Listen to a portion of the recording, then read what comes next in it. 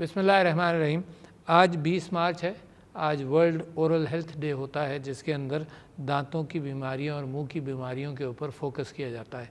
तो मैं आज आपके सामने ये बात कहना चाहता हूँ कि मुंह की बीमारियों के हवाले से 95% बीमारियाँ जो हैं उनकी रोकथाम की जा सकती है। और इसके अंदर मैं तहारत के वो इस्लामी शायर के हवाले से आपसे ज़िक्र करना चाहता हूँ कि तहारत निस्फ़ ईमान है, और अगर सफाई रखी जाए।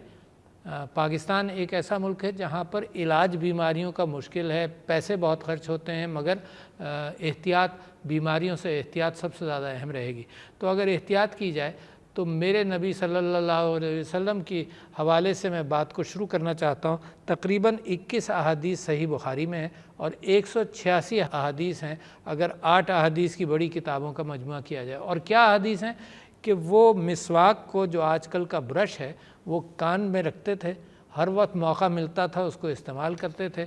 और मैं चंद अहादीस का आपसे ज़िक्र करना चाहता हूँ, क्योंकि जो रूह के एतबार से जो मुनव्वर करने वाली कैफियत हों, तो जो सेहत के हवाले से एहतियात है तो वहीं से क्यों ना पकड़ी जाए।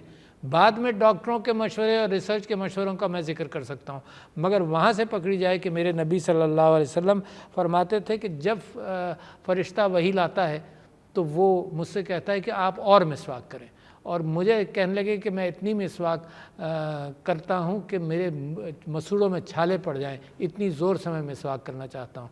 रात को उठते थे मिसवाक करते थे, वज़ू करते थे मिसवाक करते थे, घर से बाहर जाते थे मिसवाक करते थे, लोगों से कहते थे कि मुंह में से बदबू आएगी अगर मिसवाक नहीं करोगे, दांतों का रंग ख़राब होगा अगर मिसवाक नहीं करोगे। तो लिहाजा, और वो ये कहते थे कि मेरी उम्मत पर इतने मसाइल हैं, वरना मैं हर वज़ू के साथ कंपल्शन करता कि लोग मिसवाक करें।